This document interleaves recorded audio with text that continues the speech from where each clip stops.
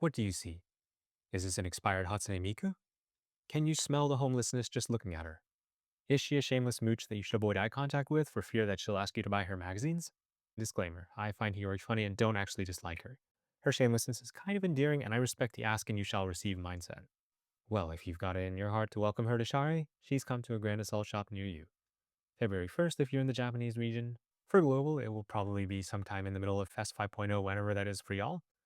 She costs normal coins, so it should be cheap and relatively fast to raise her. It's just normal Grand Assault coins and you can buy 100 shards per month. But what does it matter? Is Hiyori a must-buy? Short story shorter, not really. Hiyori is a product of a bygone era. I joked about her being an expired Hatsune Miku, but if she was that, she'd have the redeeming feature of being Hatsune Miku. But no, she's just expired. Hiyori still got the biggest defense down buff in the game on an EX skill, but it's 3 costs compared to the 2 costs that you see on the commonly used ones today like Kana, Fuyu, or even the old-timer Akane. The other important part is that she's doing it from the non-cost regen special slot, which is highly contested with stiff competition like Rio or Swimsuit Nagisa these days. She's certainly never been Team 1 material since I started playing. As of right now, it's the usual maybe we'll see her in the later teams of a lunatic talk. Maybe Hieronymus if someone's digging deep. Saori just got a buff from her bond item, so maybe running an Arius team could be possible since you can cobble together a full Saori buff with Hiyori, Misaki, and Atsuko, the unmasked one being free. Saori is not included, unfortunately. Meta aside, it's one more student for basically free. I've personally managed to come this far without spooking her, so I'm happy to welcome another Arius student to the family. Maybe we'll get to use her for event bonuses somewhere down the line too. I think that's enough bad-mouthing Hiyori for now though, so we'll move on. Also in shop updates, the blonde swimsuit Fox and swimsuit Hasumi have also been dropped in the expert permit shop. Seiya has been quite useful ever since her release.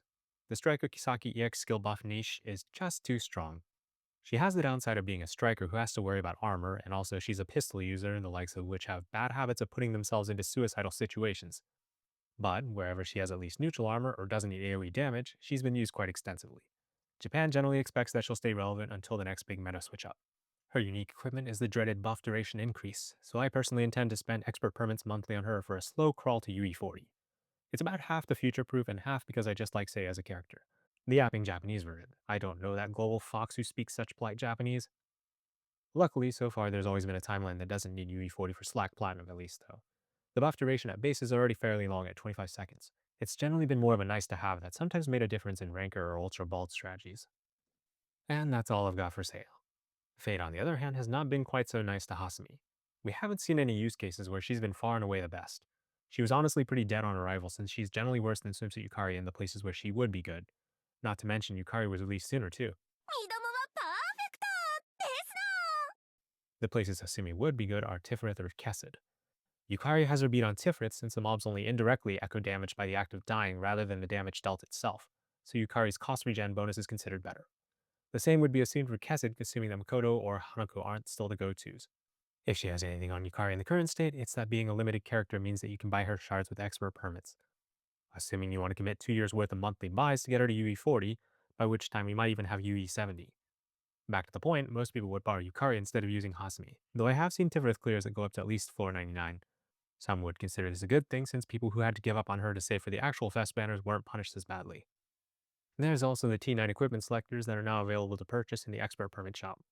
I do know people who buy them and I imagine they'll rejoice. Personally, I don't buy equipment selectors though. I realize that it could make sense depending on your playstyle, but I prefer limited characters and welfare elists. As it is, I can hardly afford the permits for monthly elists on all the limited students and welfares I want to start up anyways. So it makes me wonder, how is anyone affording equipment boxes in this economy? That's the end of the shop update talk. Thanks for watching.